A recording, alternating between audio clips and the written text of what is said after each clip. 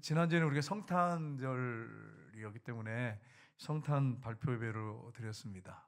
전주에 이제 우리가 오후 예배를 드렸는데, 지난 오후 예배, 2주 전에 오후 예배 제목이 여러분 뭔지 아시죠? 저기 있잖아요. 예수 그리스도의 속죄 1.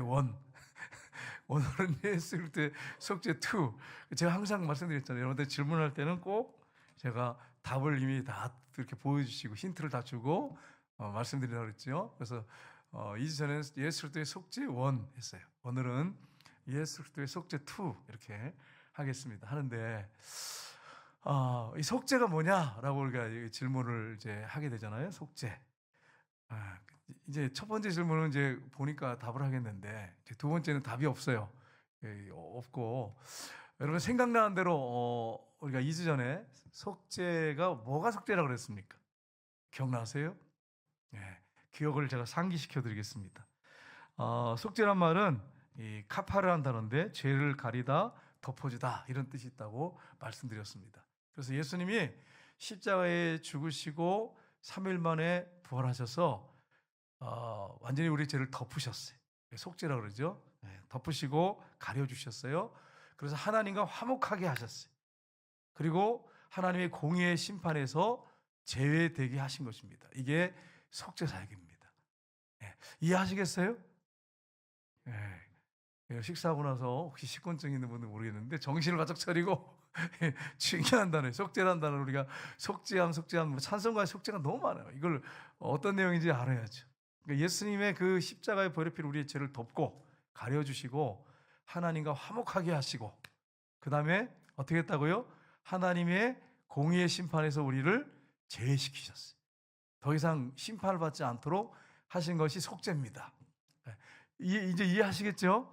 이렇게까지 했는데, 그래서 우리가 이 부분을 생각하면서 오늘 말씀을 살펴보기 원하는데, 오늘은 특별히 뭘 살펴보기 원하냐면, 그렇다면 이 속죄에 대해서 잘못된 신학사상, 목회자나 신학자나 이단들이 이 십자가의 속죄가 잘못된 생각을 하는 사람 많거든요. 그렇게 이론을 가리키는 사람 많거든요. 이단들이 특별히 대표적으로 그렇습니다. 잘못된 것들이 무엇이냐를 쭉 살펴보면서 이 속죄가 뭔지를 좀 더 의미를 우리가 구체적으로 이렇게 살펴봤으면 좋겠습니다. 첫 번째는 뭐냐면 이 속전설이라는데 사탄 배상설입니다. 이게 잘못된 것입니다. 이게 잘못된 거라고 분명히 말씀드렸어요. 여러분 이거 적으신 다음에 이거다 이렇게 하시면 안 돼요. 제가 지금부터 한 7가지 이렇게 나열할 텐데, 잘못된 거, 비성경적인 걸 말씀드려요. 속전설이라고 하는 건 사탄 배상설입니다. 이게 무슨 말이냐면, 초기 그리스도인들이 잘못 생각한 게 있어요. 그게 뭐냐면, 십자가에서 예수님이 죽으실 때 사단에게 공모를 바치셨다는 거예요.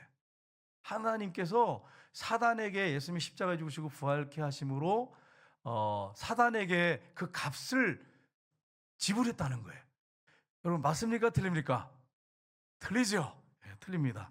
근데 이단들이 또 잘못된 목회자들, 신학자들이 이걸 주장하는 사람이 많아요. 예를 들어서 이제 여러분이 구원파 중에 구원파들도 그렇고요. 또 어떤 게 있냐면 다락방 유광수 목사님도 속전설을 주장했어요. 사탄 배상설을 주장했어요. 근데 이게 잘못된 거잖아요. 사탄한테 집값을 지불할 수가 없어요. 왜냐하면 여러분, 하나님께서 사탄에게 십자가 예수님을 죽게 하시고 부활케 하셔서 사탄에게 값을 지불해 줄 이유가 전혀 없어요. 왜냐하면 하나님이 온 우주를 창조하셨어요. 인간의 범죄한 것은 누구에게 해를 가한 것입니까? 하나님께 잘못한 거예요. 사단이 유혹해서 타락시켰어요. 사단한테 대가를 지불할 이유가 전혀 없어요. 비성적이죠. 비성경적이에요. 그래서 여러분 우리가 이걸 분명하게 아시고 사탄 배상설은 이거 잘못된 것이다. 여러분 포로로 잡혀간 사람들을 해방하기 위해서 배상금을 지불하고 빼냈다. 이런 거하고 달라요, 여러분. 이거는 사탄한테 돈을 지불하고 죄값을 지불하고 우리를 보내냈다. 그게 아니에요.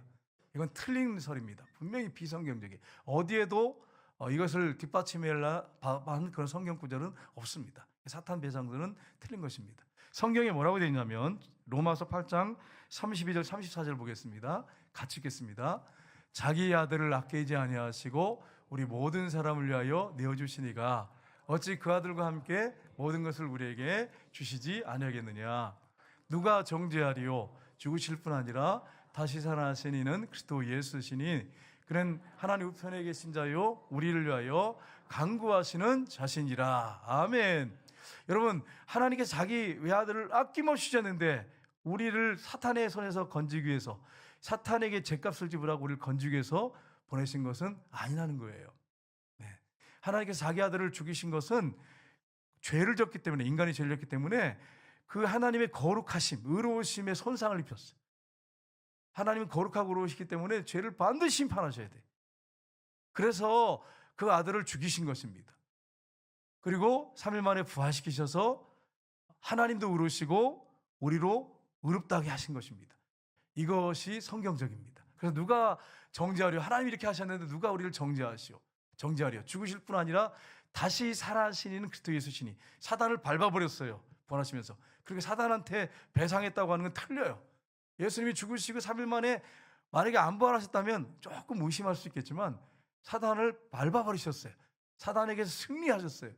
그러니 사단 배상설은 비성경적이군 하는 것을 우리가 성경을 통해서 정확하게 알 수 있는 것입니다. 예수는 그리스도시고 하나님 우편에 계신 자여 우리를 위해서 지금도 간구하신 분이십니다. 사단의 머리를 밟으셨어요. 지금은 승리의 깃발을 들고 계세요. 우리는 그들을 따르는 하나님의 자녀들입니다. 첫 번째, 사탕 배성설, 이거 여러분 속전설, 이거는 비성경적이다라고 하는 거 여러분 기억하셔야 됩니다. 두 번째는 뭐냐? 두 번째는 만족설입니다. 만족설. 이걸 다른 말로 하면 이 상거래설인데, 중세 카톨릭에서 이걸 주장을 해요. 이 카톨릭 신학자들이, 이 스콜라 철학자인데 안셀무스라는 사람이 이걸 주장했어요. 이게 무슨 말이냐면 하나님의 명예가 땅에 떨어졌다는 거예요. 하나님 명예가, 인간이 아담하가 범죄하고 타락해서 하나님 명예가 땅에 떨어져서 이 명예를 회복시켜야 된다는 거예요. 여러분 맞습니까? 틀립니까? 네, 제가 미리 다 말씀드렸어요. 7가지 얘기하는 건 다 틀리다, 비성경적이다, 분명히 말씀드렸어요. 그죠? 여러분 정신 바짝 차리셔야 돼. 네, 이 카톨릭에서 주로 주장하는 건데 비성경적입니다. 네, 하나님의 명예를 실축시켰기 때문에 이걸 회복시키기 위해서 예수님이 오셔서 십자가에 죽으시고 부활하셨다는 거예요. 아니에요, 여러분. 네, 절대 그렇지 않습니다. 어떻게 그러면 알 수 있습니까? 베드로전서 2장 22절 24절 보겠습니다. 같이 읽겠습니다. 그는 죄를 범하지 아니하시고 그의 입에 거짓도 없으시며 욕을 당하시되 맞대 욕하지 아니하시고 고난을 당하시되 위협하지 아니하시고 오직 공의로 심판하신 이에게 부탁하시며 친히 나무에 달려 그 몸으로 우리 죄를 담당하셨으니 이는 우리로 죄에 대하여 죽고 의에 대하여 살게 하려 하심이라. 그가 채찍에 맞음으로 너희는 나음을 얻도다. 아멘. 예수님은 하나님의 명예를 회복시키러 오신 분이 아니에요. 왜 오셨어요? 예수님께서 여기 분명히 말씀하고 있죠. 친히 나무에 달려서 우리 죄를 담당하기 위해서 오신 거예요. 내가 죽어야 할 자리에 죽으신 거예요. 내가 지불해야 할 죄의 대가를 지불하신 거예요, 예수님께서. 그래서 죽으신 거예요. 그러니까 예수님이 명예를 회복시키기 위해서 오셨다? 말도 안 되는 소리죠. 물론 이럴 수 있죠. 완전히 죄를 예수님이 십자가에 죽으시고 해결하셔서 하나님께서 영광 받으신다, 혹시 그런다면 그거야 뭐 그럴 수 있겠다. 하지만 명예를 회복시키러 오셨다? 하나님 명예가 땅에 떨어져가지고 회복시키러 오셨다? 말도 안 되는 소리예요. 하나님은 명예가 양에 떨어질 뿐이 아니에요. 온 우주를 창조하신 하나님, 무슨 명예가 땅에 떨어지고 무슨 하나님께서 내 명예가 떨어져가지고 내 아들을 보내서 명예를 좀 회복시켜야겠다, 이게 하나님이 어떻게 그런 말씀 하시겠냐 말이에요. 그런 하나님이 아니에요. 온 우주를 주관하시고 창조하시고 다스리신 분이십니다. 통치하신 분이십니다. 그러니까 이것도 아니라는 사실입니다. 그러니까 비성경적이죠. 우리의 죄를 다 짊어지고 죽으셔서 친히 공의의 심판을 대신 예수님이 받으셔서 우리의 죄 문제를 다 해결하셨어요. 나무에 달려 죽으시고 부활하심으로. 그래서 여러분, 우리가 여기서 기억할 게 하나 있습니다. 그게 뭐냐면 은사자들은 자꾸 은사를 강조해요. 은사. 저는 은사를 무시하는 사람 아니에요. 저도 은사 받기를 원하고 우리 교회가 은사 많이 나타나기를 원해요. 근데 하나님의 아들이 십자가에 죽으시고 역사 속에 오셔서 십자가에 죽으시고 3일 만에 부활하신 거하고 전능하신 하나님이잖아요. 그분이 하나님이십니다. 그분이 인간의 모습을 입고 오셔서 십자가에 죽으시고 부활하신 거하고 어떻게 은사하고 비교를 할 수 있냔 말이에요. 근처도 못 가죠. 근처도 못 가. 그러니까 여러분 은사를 가지고 막 이렇게 저렇게 얘기하시면 안 돼. 그거 가지고 그걸 위해서 여러분이 사역하시면 안 돼. 그래서 신비주의에 빠지는 거예요. 이단으로 빠지는 거예요. 여러분 창조자가 인간의 모습을 입고 오셨어요. 그리고 죽으시고 부활하셨어요. 근데 어디 거기다가 은사를 갖다 들이대면서 이런 은사가 나타나니까 나는 큰 종이다. 뭐 나는 하나님이 들어 쓰신 사람이다. 이렇게 어떻게 이게 주장을 할 수 있냔 말이에요. 이건 택도 없는 소리예요. 은사는요 다른 종교에도 나타나요. 다른 종교에도. 여러분 이슬람 같은 경우에도 치유가 많이 일어납니다. 기적도 막 일어나요. 남녀호랑개교 주문해 오면 기적이 일어납니다. 엄청난 기적이 일어나요. 네, 이 은사 뭐 이런 능력 이런 거 가지고 여러분이 십자가 부활하고 비교하시면 안 돼요. 게임이 안 돼요. 창조자가 직접 오셨어. 하나님의 아들이. 그리고 십자가에 죽으시고 부활하신 그거하고 어떻게 은사를 들이대면서 이거 은사 이거 은사가 나타나고 있습니다. 그래서 뭐 거기다가 어디다 대요? 될 수도 없는 거예요. 제가 분명히 말씀드렸어요. 은사를 무시하는 건 아니에요. 은사는 부수적인 거예요. 부수적인 거. 그러니까 여러분 은사 뭐 방언했다 통역했다 뭐 치유가 일어났다 뭐 이런 거 가지고 역사 속에 하나님의 아들이 오셔서 성탄절에 오셨잖아요. 오셔서 죽으시고 부활하신 그 하나님의 아들이 우리를 위해 그렇게 하시는 거하고 어떻게 비교가 되겠어요? 은사하다라고 비교하면 안 돼. 비교 대상이 안 돼. 그 다음에 여러분이 기억할 것은 기적. 기적하고도 여러분 연결시키시면 안 됩니다. 내가 하나님 믿었더니 이런 기적이 일어났고 이런 일이 일어났다고. 여러분 다른 종교에도 기적이 있어요. 우리 기독교만 있는 게 아니에요. 카톨릭에도 방언하는 데가 있어요. 여러분 아세요? 네. 투신사 가진 사람들 돈 받고 점신 사람 많잖아요. 예언한다고 하면서. 다른 데도 있어요. 다른 데도. 그리고 여러분 기적이 일어납니다. 다른 종교에도 막 일어나. 우리 기독교만 일어나는 게 아니에요. 다른 종교에 일어나니까 믿지. 여러분 기적이 일어나지 않으면 다른 종교 믿겠어요? 그런데 여러분 하나님의 아들이 천지를 창조하신 하나님이신 그분이요. 하나님의 아들이신 그분이 친히 오셔서 나무 위에서 죽으시고 부활하신 거하고 어디다 기적을 들이대면서 기적하고 연결시켜요? 말도 안 되는 소리잖아요. 한번 생각해 보세요.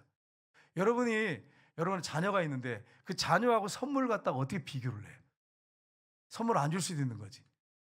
그러니까 여러분이 자꾸 어떤 은사나 이런 쪽으로 뭐 어떤 기적이나 뭐 이런 쪽으로 연결시켜 가지고 이게 나타나면 하나님이 우리를 사랑하시고 안 사랑하시고 뭐 기독교가 존재할 수 있고 없고 그 전혀 택도 없는 소리예요. 창조자가 와서 죽이시고 부활한 거 뭐하고 비교하겠어요? 역사 속에 오셔서 하신 그거하고 뭐하고 비교하겠어요? 그러니까 여러분이 교회 안에서 은사가 나타나고 능력이 나타나도 그걸 무시하라는 게 아니에요. 기도 많이 하셔서 은사 받으세요. 근데 그거는 그냥 옵션이에요. 옵션. 그냥 하나님이 주실 수 있고 안 주실 수 있는 거예요. 그러니까 여러분이 혹시라도 뭐 방언이나 예언, 은사 이런 것도 기도해서 받으시면 좋겠어요. 여러분 다 받기를 원합니다. 그런데 혹시 안 주시더라도 역사 속에 오셔서 날려 죽으시고 부활하신 거하고 비교해조차 안 되잖아요. 비교할 수 없는 거예요. 여러분 하나님이 아들, 딸이에요. 보혈의 피로 하나님이 사셔서 여러분 하나님이 아들, 딸이 되었어요. 이거하고 어떻게 비교하냔 말이에요.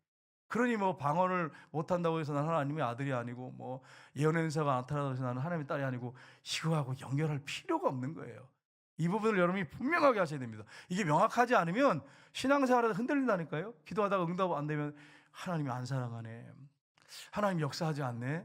하나님 역사 안 할 수 있는 거지. 하나님이 선택하는 거지. 우리가 선택하는 게 아니에요. 우리가 끌어당기고 그런 게 아니에요. 뭐 기도 좀 세게 해가지고 내가 끌어다니고 그런 게 아니에요. 하나님이 하고 싶으면 하시고 안 하고 싶으면 안 하는 거예요. 여러분 기적을 막 행했던 그냥 이렇게 앞치마만 던지면 귀신이 떠나가고 병자 고치는 사도 바울 보세요. 사단에 가시 줘가지고 3번이나 기도했잖아요. 하나님 이 가시를 제거해달라고. 근데 내 은혜가 내가 축하니라. 내가 약한 데서 온전하임이라. 그래서 죽을 때까지 그 병 안 적게 하셨어요. 하나님이. 그러면 사도 바울은 뭐 역사를 못 이치고 능력이 없는 종이에요? 무능한 종이에요? 아니에요. 여러분 우리나라 교회 그 하영재 목사님 같은 경우에는 엄청난 선교사들을 포생하셨어요. 2,000명 가까이 보냈어요. 교회에서. 그런데 여러분 그 목사님 몸이 종합병원이에요. 걸어다니는 종합병원이었어요. 종합병원. 암 수술을 5번 하셨어요. 그리고 일주일에 3번 투석하셨어요. 그런데 여러분, 약한 데서 온전하셔서 얼마나 그 말씀의 능력이 있는지. 그러니까 여러분이 이런 사실을 분명하게 하셔야 됩니다. 이걸 알지 못하면 자꾸 십자가 부활하고 비교도 안 되는 능력, 무슨 기적 일어나는 거, 병 고치는 거 이런 거 가지고 연결시켜가지고 하나님의 아들, 딸의 그 권세, 권위 얼마나 큰 축복입니까? 이걸 갖다가 우습게 보시면 안 돼요. 이게 훨씬 중요한 거고 비교조차 안 되는 거예요. 그러니까 여러분과 제가 하나님의 아들, 딸이라는 거, 보혈의 피로 됐다고 하는 사실을 항상 염두에 두시고 신앙생활을 해야 한다고 하는 것을 여러분 꼭 기억하시길 주님의 이름으로 축복합니다. 3번째는 뭐냐면 도덕 감하설입니다. 여러분, 이게 뭐냐면 하나님은 인간에게 죗값을 요구한 적이 없잖아요. 하나님이 인간에게 죗값을 요구하지는 않습니다. 다만 하나님께서 인간을 얼마나 사랑하신지 보여주기 위해서 그리스도께서 죽으셨다, 얼마나 사랑하시는지를 보여주기 위해서 하나님께서 십자가에 못 박아 예수님을 죽이시고 부활했다는 거예요. 너희들 얼마나 사랑하는지 봐라.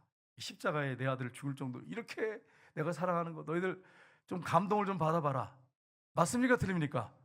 틀려요. 네, 틀린 것입니다. 고린도전서 15장 3절 한번 보겠습니다. 같이 읽겠습니다. 내가 받은 것을 먼저 너희에게 전하노니 이는 성경대로 그리스도께서 우리 죄를 위하여 죽으시고, 아멘. 누굴 위해 죽으셨어요? 우리 죄를 위해 죽으셨어요. 우리 죄를 위하여 죽으시고 성경대로 3일 만에 다시 살아나셨어요. 구약의 예언대로 그대로 다시 살아나신 것입니다. 여러분, 요한일서 2장 보겠습니다. 2장 2절 같이 읽겠습니다. 그는 우리 죄를 위한 화목제물이니 우리만 위할 뿐 아니라 온 세상의 죄를 위하심이라. 아멘. 그런데 여러분, 안 믿는 사람들이 안 받아들여요. 안 받는 사람 많잖아요. 그 사람들을 위해서 완전히 속죄하신 건 아니에요. 안 받아들이는데 뭐 받아들이는 자에게나 이게 해당되는 사항이지, 안 받아들이는 사람에게 무슨 의미가 있어요? 심판이에요, 심판. 안 받아들이는 사람에게는 하나님의 진노가 거기에 머물러 있는 거예요. 심판이 있는 거예요.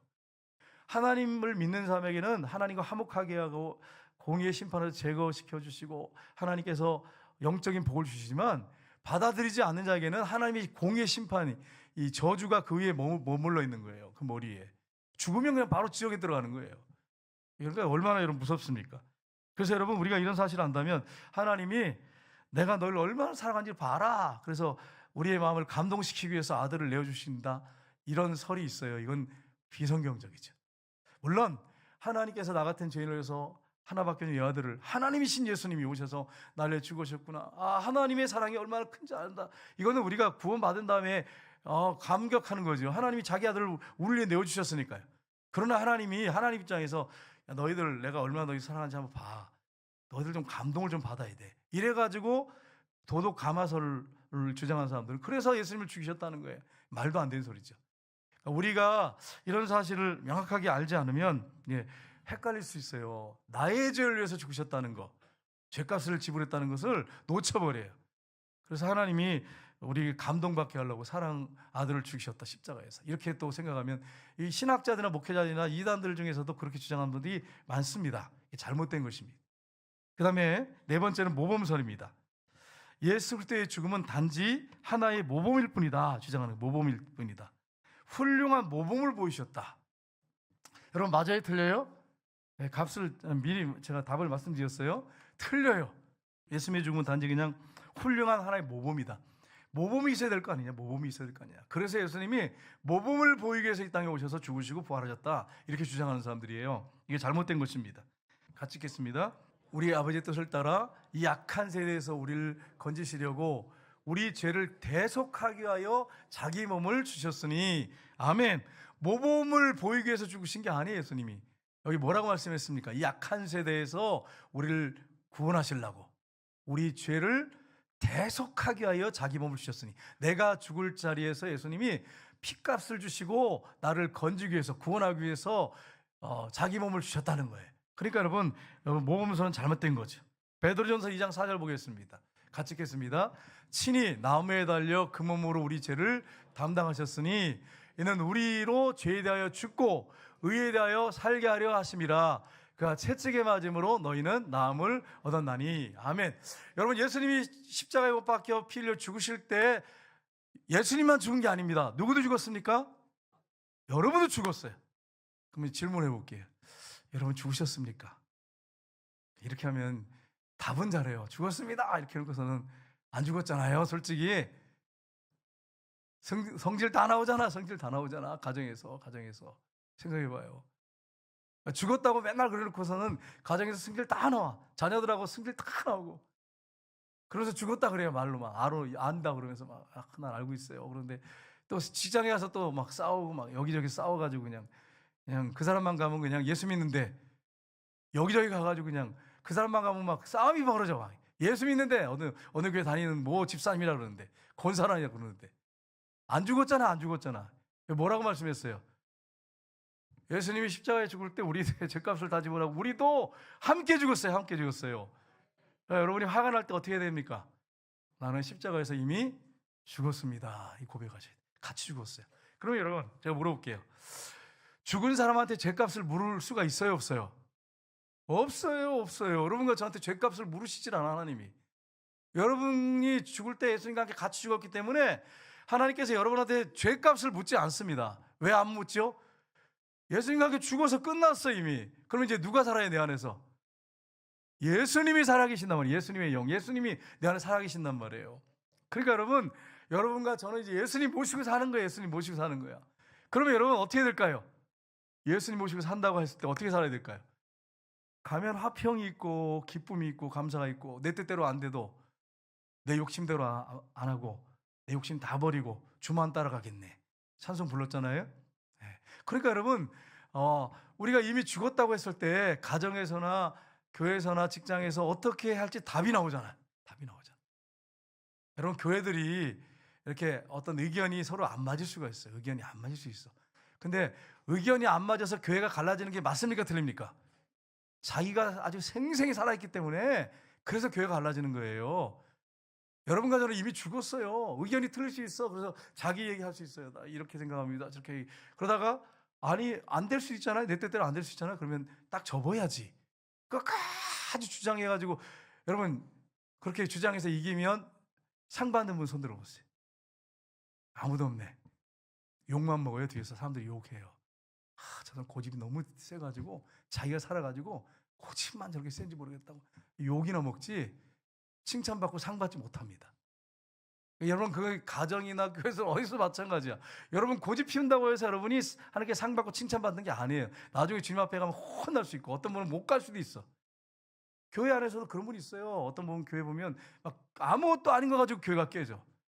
드럼 노는 거 가지고 교회가 깨지고 피아노 놓는 거 가지고 교회 깨지고 그래가지고 교회까지 분리되고 이게 말이 되는 거야. 이게 본질도 아니고 비본질 가지고 성경 가지고 싸웠다면 이해가 있어요. 이단이다 이건 아니다. 그래가지고 그랬으면 아유 참 진리 문제 가지고 우리가 말씀 가지고 살려고 애쓰는구나 이해를 하겠지만 말씀 가지고 아니고 그냥 비본질적인 거 가지고 부딪히면 안 되는 거예요. 왜냐하면 여러분과 저는 이미 죽었어요.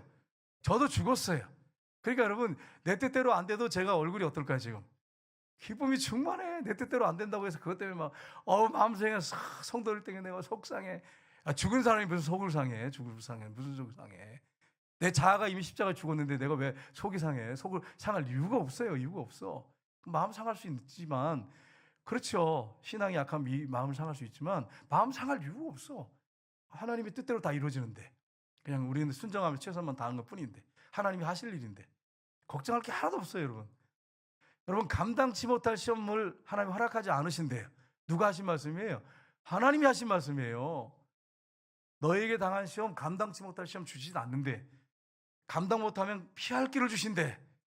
여러분 걱정하지 마시길 주님으로 축복합니다. 그러니까 감사할 수 있는 거예요. 범사에 감사할 수 있는 거예요. 그리고 거기다가 또 모든 걸 합력해 선을 이루신대. 하나님을 사랑하는 자, 그 뜻대로 부르심을 입은 자들에게는 모든 것이 합력하여 선을 이루신대. 그러니까 우리가 해야 할 일은 뭐예요? 하나님 감사합니다. 내 뜻대로 안 돼도 감사합니다. 목사님 그렇게 하십니까? 예, 감사했어요. 오늘 감사 많이 했어요, 여러분. 내 뜻대로 안 되는 거 많아. 목사라고 다 뜻대로 되는 게 아니야. 감사했어. 나는 감사합니다. 내 뜻대로 안 돼도 감사합니다. 왜 감사하죠? 나는 이미 죽은 사람이야. 십자가에서. 부활하신 예수님 내 안에 살아계세요. 그러니 여러분 내 뜻대로 안 된다고 그거 가지고 화가 나가지고 뭐 얼굴이 울글락불락 할 이유가 전혀 없어. 하나님 뜻대로 될 줄 믿습니다. 감사합니다. 그러니까 여러분이 상한 가운데 한 주간 살 때 여러분한테 무슨 어려움이 있을 거예요. 고난이 있고 고통이 있고 갑자기 전화 왔는데 안 좋은 소식이 들릴 거예요. 그러면 여러분 어떻게 하셔야 됩니까? 전화를 딱 받았는데 핸드폰을 받았는데 안 좋은 소식이 막 자녀들한테 막 들려요. 자녀한테. 그러면 어떻게 하셔야 돼요, 여러분? 감사합니다, 하나님. 이렇게 시작하셔야 돼. 감당치 못할 시험당을 하나 허락하지 아니하시고 감당 못할 때 하나님 피할 길 주셔서 능히 감당하게 하세요. 거기다가 모든과 합력해 선을 이루세요. 그러니까 여러분 감사하는 거죠. 그렇게 살아야 돼, 신앙인들은. 그래서 범사에 감사할 수 있는 거예요. 안 믿는 사람들은요. 안 믿는 사람들은 이해가 안 돼. 뭐 저렇게 저걸 가지고 감사해. 어떻게 저렇게 나보다 죽을 일이 100번은 더 있는데 왜 저렇게 기뻐? 저렇게 감사해? 왜요? 나는 이미 죽은 사람인데 예수님이 내 안에 살아계시는데 부활하신 예수님이. 그러니까 예수 믿는 사람들은 범사에 감사할 수 있는 거예요. 안 믿는 사람하고 달라. 차원이 달라요. 우리하고 안 믿는 사람들하고 비교가 안 될 정도로 우리가 그렇게 예수님과 함께 죽은 사람들은 삶이 달라요. 생각하는 자체가 달라요. 자체. 근데 이게 안 되면 여전히 내가 죽었다고 말은 하는데 여전히 육이 살아있어. 이게 강하게 나를 주장하기 때문에 그래서 힘든 거예요. 여러분 힘든 거예요. 여러분 삶이 힘든 거예요. 여러분 하나님 앞에 감사하며 사세요. 그래야 얼굴이 해처럼 빛나야지. 여러분 제가 질문할게요. 우리 권사님들한테 그런 거 아니에요. 여러분 오해하시면 안 돼요. 성전교회 권사님이십니다. 그런데 얼굴이 환해요. 항상 웃고 은혜가 충만해. 이게 정상입니까? 아니면 맨날 이렇게 해가지고 혼자 세상 근심 걱정 다 짊어지고 그러고 하는 것처럼 그래가지고 안녕하세요. 이게 맞습니까? 제가 미용실에 가서 원장님이 저한테 그러는 거예요. 안 믿는 분이잖아요. 전도하려고 제가 계속 하고 있는데 이러는 거예요. 저한테 뭐라 그러냐면 원장님이 목사님 사우나를 제가 다니는데 거기 직원이 하나가 있는데 맨날 세상의 근심 걱정을 혼자 다 짊어지고 우거지상을 하고 막 이러고 앉고 인사도 안 한대요. 그래서 모 형곡동의 모 사우나고 이름을 내가 말하지 않겠습니다. 그래가지고 손님이 계속 떨어지고 있대. 그래서 목사님 내가 볼 때는 그 직원 때문입니다. 뭐 세상 혼자 근심 걱정 다 짊어진 채 얼굴 보면 항상 우거지상이고 그리고 인사도 안 하고 그래가지고 그 사람 보면 가고 싶지 않습니다. 거기 사우나 가고 싶지 않습니다. 여러분 이게 예수 믿는 사람들이 만약에 그래가지고 여러분 우리 교회 권사님이 거기 그렇게 하고 계시다고 생각해 보세요. 전도가 되겠어요? 너나 닮이더라 이러지. 이런 생각해봐. 하나님의 은혜가 충만해서 감사하고 얼굴이 해처럼 빈다고 예수님 때문에 문제가 없어서 그런 게 아니에요. 지금 상황과 환경 막 질병도 있을 수 있고 문제가 있어. 근데 예수님이 내 안에 살아계셔. 이렇게 엄청난 축복을 여러분 받았는데 예수님 믿는 자체가 복이에요. 무슨 또 뭘 달라 그러세요 여러분. 그렇게 은혜가 충만해가지고 얼굴에 강체 안 하고 주여 그래서 그걸 감사합니다 그리고 안녕하세요 우리 인사를 잘하고 그렇게 해야지 여러분 축복을 받지. 하나님 기뻐하시고 전도가 되죠. 제가 이제 우리 동네 예전에 어떤 학생인데 볼 때마다 인사를 했어요. 근데 인사 안 해요. 이렇게 우리 예찬이하고 싸워가지고 틀어져가지고 저 보면 인사도 안 해. 이러고 한 3년을 인사했어요. 걔한테 내가 잘 있었어? 3년 때 딱 되니까 엘리베이터에서 만났거든요. 이제 피할 수 없어요. 잘 있었니? 그래서 인사를 딱 했어요. 내가 먼저. 그랬더니 웃으면서 안녕하세요 이렇게 하면서 말을 하더라. 우리 동네도 뭐 인사하는 사람이 있어. 무거지상하고 돌아다니는 사람이 있어. 인사를 하는데 이렇게 하잖아요. 안녕하세요. 그럼 이러고 그래도 내가 할 때까지 언제까지 하느냐? 뭐 내가 죽을 때까지 해야죠. 내가 죽을 때까지 기분 나빠요, 여러분. 기분 되게 나빠요. 여러분 한번 해보세요. 딱 이렇게 쳐다보고요. 인사도 안 하고 이렇게 딱 쳐다보면요. 기분 되게 나빠요. 그래도 안녕하세요. 왜요? 전도해야 되니까. 여기 이제 여기 카센터 이렇게 있어요. 뭐 그분이 좀 얼굴이 험상궂게 생겼어요. 그래가지고 안녕하세요. 근데 처음에 인사 안 받더라고. 요즘에 와서는 인사 받아요. 오늘 아침에 오는데 목사님 크리스마스 때 성탄절에 교회 들어가는 거 봤어요. 이러는 거예요. 그분이. 그런 분이 아니거든. 그래서 주여 나 좀 데려가 주세요. 이런 뭐 기분이에요. 그래서 이게 그 식사 한번 하고 데려와야겠다 이런 생각이 들었는데 보세요, 여러분. 여러분 보세요. 예수 믿는 사람은 이미 죽은 사람이에요. 자존심 다 죽었어요. 여러분의 자는 이미 십자가에 죽었어요. 부활하신 예수님만 여러분은 살아계세요. 나는 더 이상 살지 않는다고 갈라디아 2장 20절 맨날 암송하면도 왜 모르세요? 난 더 이상 살지 않습니다. 내 안에 예수님이 사십니다. 그렇게 해야 전도가 돼요, 여러분. 하나님이 기뻐하십니다. 여러분과 저는 더 이상 살지 않습니다. 누가 살아요? 내 안에? 나는 죽고 예수로 지금 살고 있는 거예요. 그러니까 부부간에 싸워가지고 우리 부부간에 사이가 안 좋아요. 왜 이렇게, 물론 못된 분도 있지만은, 잘못한 사람도 있지만, 그 매일 싸우고 그럴 이유가 없는 거예요. 싸울 이유가 없는 거야. 여러분, 우리 송정교회 권사님들, 지사님들은 싸우지 않기를 주님으로 축복합니다. 성경에 남편한테 복종하라고 했잖아. 복종하라고. 제 성경에만 써 있는 건지 전 잘 모르겠어. 그래가지고 제 성경에는 남편은 머리 쉬니까 복종할지어다 이렇게 돼 있는데, 우리 권사님들, 집사님들 성경을 한번 봐야겠어요. 그것만 싹 오려냈는지. 그게 안 보이는가 봐. 그게 안 보이고. 그래가지고 목사님 무슨 소리예요? 내가 왜 내가 남편한테 복종을 해요? 남편의 권위를 순정해요? 그런 분들은 제가 성경을 한번 다시 확인을 좀, 그런 소문이 들면 권사님 성경을 한번 줘보세요. 원래 과일 오려놨는지 이렇게 한번 보고, 오려놨으면 내가 붙이려고 여기다가 써가지고. 여러분, 분명히 이렇게 돼 있단 말이에요. 남편의 권위를 순종해주고, 권위에 순종해주고 복종해라 이렇게 돼 있잖아요. 남편은 아내를 자신의 생명처럼 사랑해라. 이게 더 어려워요. 사실은 내 목숨을 내놓을 정도 사랑해라. 이게 배나 더 어려워. 배나 더 어려워. 그래서 우리 장로님들, 권사님들 여기 계시는데, 생명을 바쳐서 우리 아내를 내가 사랑하리라 이렇게 한다면, 이게 한번 생각해 보세요. 이게 쉬운 일인가? 목숨을 내놓을 정도 사랑하라니, 그렇게 말씀했어요. 여러분, 이 말씀은 우리가 말씀을 기억해야 됩니다. 다섯 번째는 통치설입니다. 이건 도덕적 통치설인데, 이것도 깁니까 아닙니까? 아니에요. 이게 뭐냐면, 예수 그리스도의 십자가에 죽으심은 단지 하나님 율법이 깨어진 것이라는 것입니다. 그 값을 치러야 한다 사실을 보여줄 뿐이라는 거예요. 그러니까 하나님의 법, 율법을 깨트렸으니까 십자가에 죽으시고 부활하신 것은 그 법, 도덕법, 이걸 깨트렸으니까 너희들 다시는 법을 깨트리면 안 돼. 이걸 보여주기 위해서, 도덕적 통치적 권한을 갖기 위해서 너희들 절대로 법을 깨트리면 안 돼. 그러니까 하나님이 도덕적 통치설을 갖기 위해서 이걸 이렇게 주장했다는 거예요. 하나님께서 그렇게 하셨다는 거예요. 아들을 십자가에 못 박아 죽이셨다는 거예요. 이것도 아닙니다. 성경이 뭐라고 말씀했어요? 에베소 1장 7절 보겠습니다. 같이 읽겠습니다. 우리는 그리스도 안에서 그의 은혜의 풍성함을 따라 그의 피로 말미암아 속량코 죄사함을 받았느니라. 아멘. 십자가에 죽으심은 법을 깨트렸기 때문에 너희들 법 깨트리면 이렇게 처참하게 죽어야 돼, 이걸 보여주기 그러신 게 아니고, 뭐예요? 그의 피로 말미암아 속량, 피값을 지불하고 우리를 사셨어요. 사셔서 죄사함을 받게 하기 위해서 죽으신 거예요. 그러니까 예수님을 모델로 보여준 거예요. 너희들 자꾸 법 깨트리고 성경 어기면 너희들 저렇게 죽어야 돼. 처참하게 죽어야 돼. 너희들 법 깨트리지 마. 이렇게 하시려고 단지 이걸 위해서 하셨다는 게 이게 그들의 주장입니다. 잘못된 주장이죠. 그리고 성경 한번 보겠습니다. 골로새 1장 14절 보겠습니다. 같이 읽겠습니다. 그 아들 안에서 우리가 속량 곧 제사함을 얻었도다. 아멘. 예수님이 온몸의 피를 다 흘리셔서 마지막에 뭐라고 하셨어요? 다 이뤘다. 다 이뤘다는 단어가 뭡니까? 테텔레스타이라는 단어예요. 죄값을 다 지불했다. 죄값을 지불했다. 그거예요. 죄값을 지불해서 우리를 사셨어요. 피값을 지불 사셨어요.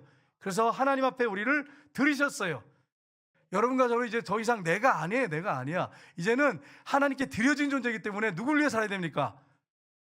예수님을 위해서, 하나님의 영광을 위해 살아야 돼요. 그런 존재라고 하는 거예요. 그러니까 하나님이 법을 깨뜨렸으니까 너희들 한번 앞으로도 법을 깨뜨리면 너희들 모델로 시범으로 보여줄게. 이렇게 되는 거야. 너희들 법 깨뜨리면 안 돼. 이런 단지 보여주기 위해서 하는 것이 아니라는 거예요. 근데 그렇다는 거예요. 이 통치설, 이건 잘못된 주장입니다. 그 다음에 여섯 번째인데 신비설입니다. 이것도 여러분 아닙니다. 이게 뭐냐면, 예수 그리스도는 삶과 십자가의 죽으심을 통해서 인성으로부터 죄를 제거했다는 거예요. 이게 무슨 말이냐면, 예수님은 인간을 태어날 때부터 죄된 몸을 가지고 있다는 거예요. 왜냐하면 인간의 몸은 죄성을 갖고 있기 때문에 예수님의 몸에 죄가 있다는 거예요. 그러니까 십자가에 죽으시고 부활하시는 것은 예수님 자신의 죄 문제도 해결해야 된다는 거예요. 그래서 죽으셨다는 거예요. 영은 죄가 없을지 몰라도 육은 죄가 있다는 거예요. 그래서 그것을 제거하기 위해서 죽으셨다는 거예요. 인성으로부터 죄를 제거하기 위해서 죽으셨다는 거예요. 맞습니까? 틀립니까? 아니죠. 예수님 죄가 없으신 분이에요. 예수님이 성령으로 태어날 때 보호되셨어요. 보호되셔서 죄에 대해서 보호되셔서 죄 없으시 나온 거예요. 성경 신구약 성경을 쓸 때 여러분 사도들과 선지자를 갖다 하나님께 성령이 보호하셔서 오류가 없도록 원본에 오류가 없도록 쓰게 하신 거예요. 사본은 번역상에 오류가 있을 수 있어요. 잘못 번역될 수 있어요. 그렇지만 원본은 오류가 없어요. 성령이 그렇게 하신 거죠. 마찬가지로 성령께서 예수님을 태어나실 때 하나님의 아들이 인간의 모습으로 오실 때 죄가 없도록 보호하셔서 예수님 몸은 죄가 없으세요. 그렇게 태어나게 하신 거예요. 그러니까 여러분 이것도 잘못된 거죠. 예수님이 자신의 죄값을 본인도 죄가 있기 때문에 죽어야 죄 문제 해결한다. 인간의 죄 문제뿐 아니라 자신의 죄 문제도 해결해야 된다. 그게 아니라는 거예요. 성경이 뭐라고 되어 있습니까? 예수님이 어떤 분인지 보세요. 하나님이 죄를 알지도 못하신 이를 우리를 대신하여 죄로 삼으신 것은 우리로 하여금 그 안에서 하나님의 의가 되려 하려 하심이라. 아멘. 예수님은 죄를 어떤 분이라고요? 알지도 못하신 분이에요. 죄가 한 가지도 없는 분이에요. 우리는 맨날 죄를 먹고 마시는 존재적인 죄인이고 태어날 때부터 존재적인 죄인이에요. 그래서 예수님과 함께 죽고 부활을 통해서 이미 하나님의 아들, 딸이 됐기 때문에 내 안에 예수님이 살아계셔서 그분을 주인으로 인정하고 살면 죄를 짓는 게 어려워요. 점점 성화돼. 근데 예수님이 주인이 안 되면 죄 짓는 게 너무너무 쉬워. 맨날 죄만 져. 일주일 내내 죄만 짓다 끝나. 여러분의 주인은 예수님이세요. 그분이 여러분 안에 살아계셔야 죄 짓는 게 어려워져. 제가 이렇게 보니까 저 죄 짓습니다. 목사한테 생각으로 마음으로 죄 짓습니다. 근데 부활하신 예수님을 인정하고 그분과 동행하면 죄 짓는 게 어려워요. 어려워. 혼자 있어도 죄 짓는 게 어려워. 근데 사단의 유혹 넘어가서 순간적으로 넘어질 수 있어요. 죄를 지을 수 있어요. 끌려다니지 않습니다. 죄의 종이 아니에요. 저는 누구의 종입니까? 예수님의 종이요 하나님의 종이에요. 의의 종이에요. 그러니까 죄에 끌려다닐 필요 없어요. 여러분은 사단의 종이 아니에요. 죄의 종이 아니에요. 더 이상. 여러분 누구의 종입니까? 예수 그리스도의 종이에요. 하나님의 종이에요. 여러분 의의 종이에요. 그러니까 여러분 순간 넘어질 수 있어요. 빨리 회개하고 돌이키시면 돼요. 여러분은 하나님의 아들이에요. 아들, 딸이에요. 하나님의 아들, 딸을 취소시키지 않습니다. 이 사실을 여러분 꼭 믿으셔야 돼. 같이 읽겠습니다. 우리에게 있는 대제사장은 우리의 연약함을 동정하지 못하실 리가 아니요 모든 일에 우리와 똑같이 시험을 받으시되 죄는 없으시니라. 우리가 똑같이 시험을 받고 유혹도 받고 했어요. 채찍에 맞기도 하고 고통을 당하기도 하셨어요. 아프기도 하셨어요. 근데 예수님 뭐가 없다고요? 죄는 없으신 분이에요. 하나도 없으신 분이에요. 하나님이시고 하나님의 아들이십니다. 그래서 여러분 이 신비설도 예수님의 인성이 죄된 것이 있기 때문에 제거하기 위해서 죽으셨다. 이것도 잘못된 설이에요. 그 다음에 이제 마지막인데 7번째는 대리회개설입니다. 대리회개설. 이거 맞는 겁니까? 틀린 겁니까?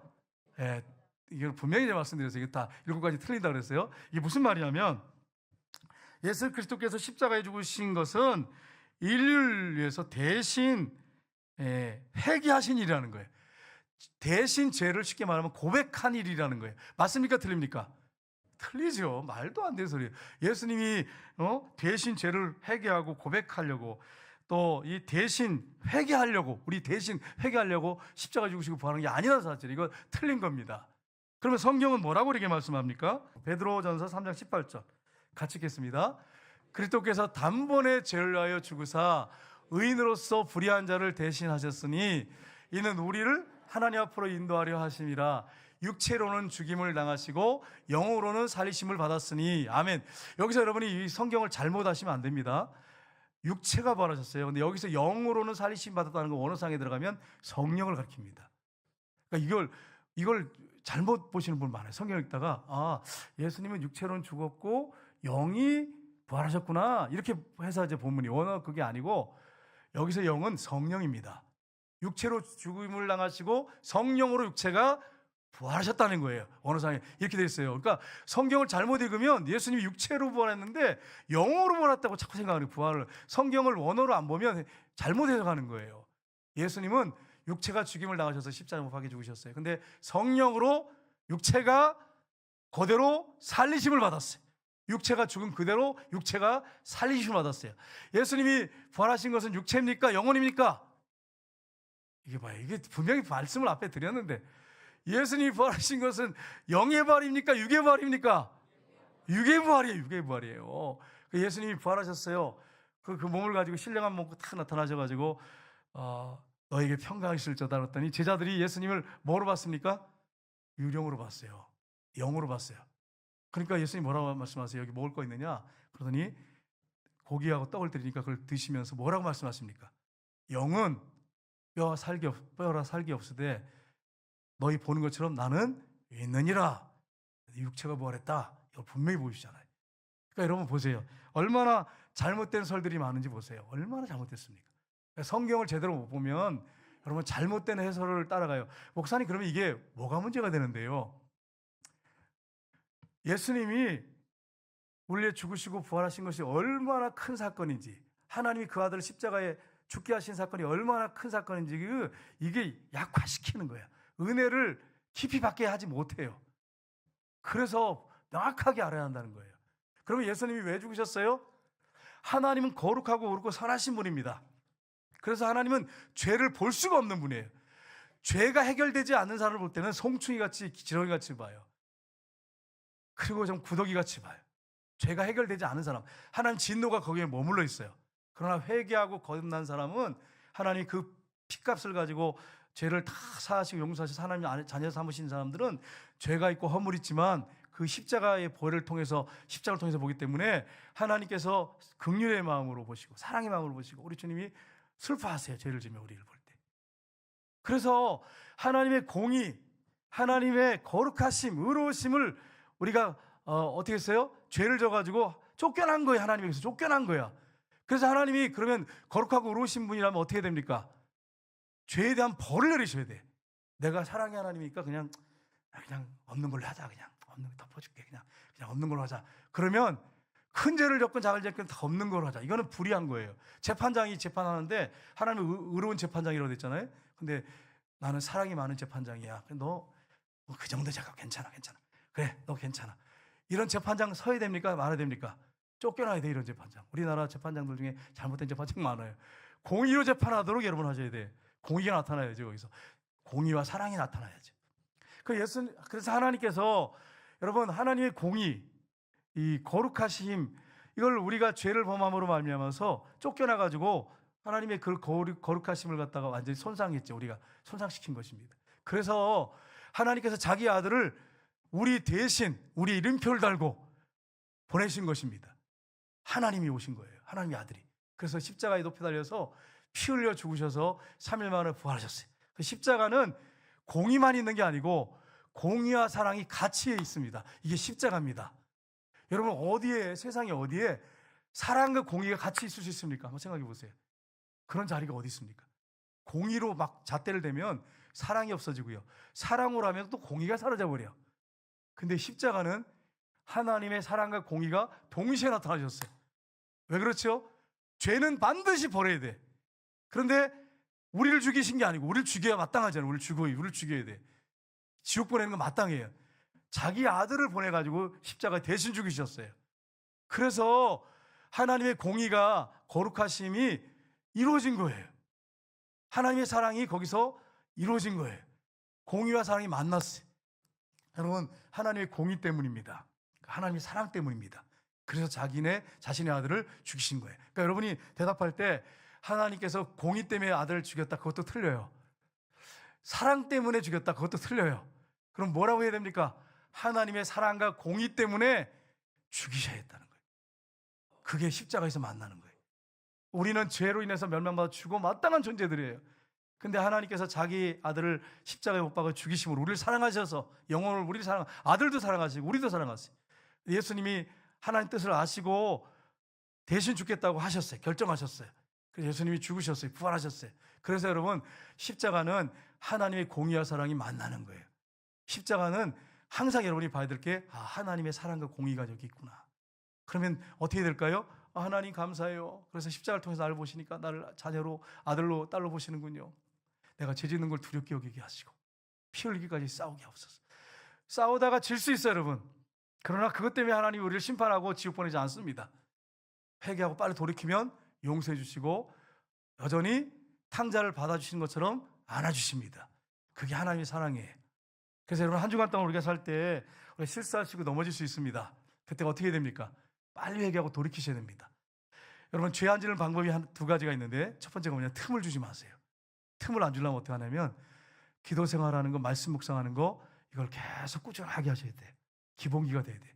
틈을 주지 않는 방법이 이겁니다. 두 번째는 뭐냐면 사단은 생각대로입니다. 하나님은 말씀대로입니다. 갑자기 어떤 생각이 확 들어오잖아요. 거기 생각에 끌려다니시면 안 됩니다. 사단이 주는 생각이 있어요. 제가 한 주간 동안 이렇게 지나는데 사단이 뜬금없는 생각들을 막 집어넣어줘요. 기도하는데도 막. 그래가지고 거기에 무너진 적이 있어요. 이번 주간에 진짜로 뜬금없는 생각을 확 집어넣어줘요. 그래서 거기에 무너지더라고요. 제가 그래서 빨리 회개했어요. 무릎 꿇고 하나님 잘못했습니다. 그 보혈의 피로 덮어주옵소서. 하나님의 사랑이잖아요. 여전히 그 보혈의 피를 보시고 그 보혈의 피를 통과해서 날 보시기 때문에 아들로 그냥 받아주시는 거죠. 용서해 주시는 거죠. 돌이켰어요. 그러면서 제가 그렇구나. 이게 참 이 죄 짓는 거 이게 쉽겠구나. 사탄이 생각을 탁 집어넣으면 넘어지는구나. 그래서 여러분 제가 생각대로 하면 안 되겠구나. 그리고 또 한 가지가 있습니다. 세 번째는 뭐냐면 주님의 도우심을 구하는 것입니다. 주님, 저 금방 넘어집니다. 저 죄 이길 수 없습니다. 주님이 이 습관적인 죄나 이런 죄에서 이길 수 있는 힘을 주십시오. 그러면 주님이 이기게 하십니다. 여러분 반드시 이거 하셔야 됩니다. 예수님이 안진뱅이 일으키고 죽은 자 살리고 갖가지 기적들을 행하셨잖아요. 그것만 행하시는 게 아니고 마음의 상처도 치료하시고 정신적인 질병도 치료하십니다. 전인 치료하십니다. 그러니까 죄에 넘어지기 전에 흔들리고 막 갈등되고 악한 생각들이 들어올 때 주님 도와주십시오. 내 힘으로 안 됩니다. 주님 그냥 놔두시면 나 너무 무너집니다. 주님 도와주세요. 그렇게 하면 주님이 여러분 붙잡아서 그 죄를 짓지 않도록 해주시고 습관적인 죄에서 끊게 하십니다. 여러분과 저는 짐이 죽은 사람이에요. 그래서 중독도 끊을 수 있는 거예요. 정말 이 사실을 확실하게 가슴에 믿고 주님이 내 안에 살아계심을 확신하고 동행하면 중독도 끊을 수 있는 거예요. 끊지 못한 병이 없어요. 이게 안 되니까 끌려다니는 거예요. 이 사실 여러분 기억하시고 한 주간 동안 승리하시기를 주님 이름으로 축복합니다.